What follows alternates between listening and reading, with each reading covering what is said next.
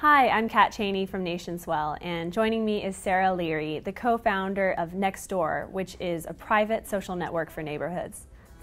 Here you can meet your neighbors, get recommendations for local services, and learn about neighborhood events. Can you take us through the steps that led to the founding of Nextdoor? One day I walked outside and I realized I had over 1,000 friends on Facebook, over 2,000 followers on Twitter, and yet I only knew one person who lived on my block. My brother lives 10 minutes away in San Francisco, and yet he couldn't help me in times of an emergency. It's going to be the people who live right on my street that I'm going to have to rely on.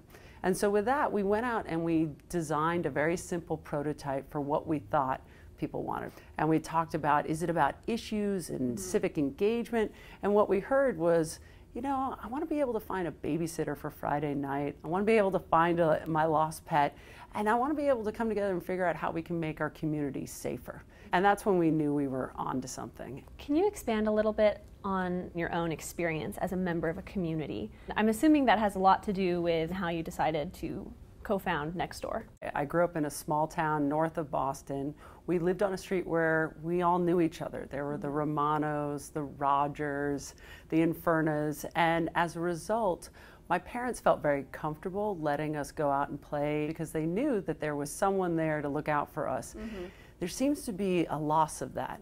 The combination of having, in most cases, both parents working outside the home, folks commuting further distances, and quite frankly, a lot more distractions, whether it's television or technology, that are pulling people away from their front porch. We want to know our neighbors, but don't always know how to approach it. Why is that so intimidating to people, and how can technology help? I think that a lot of people want to be respectful of their neighbors. And so it feels awkward to just go knock on the door of a neighbor who you've never spoken to when you need something. And so as a result, most people try and keep to themselves. What we try and do is make Nextdoor to be like an icebreaker. And sometimes it starts with really easy things like, I need the name of a great handyman.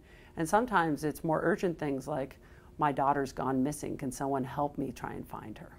Are there any other ways you've been surprised as to conversations and connections that are happening on Nextdoor that you never would have thought of? In Atlanta, recently they had a snowstorm that caught the city by surprise. So much so that there were children that were stuck at school overnight because of the snow and because the city couldn't clear the roads. And neighbors in the area of that school actually came together, sharing information, made meals and delivered them to the school for the kids overnight.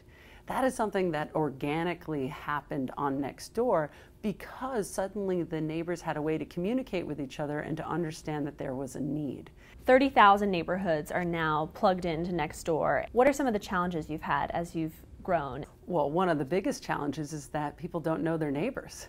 And so to get Nextdoor up and running in their community, we have created postcard invitations. You can send out postcards to your 20 nearest neighbors that basically says, I'm starting this in our neighborhood, please join me.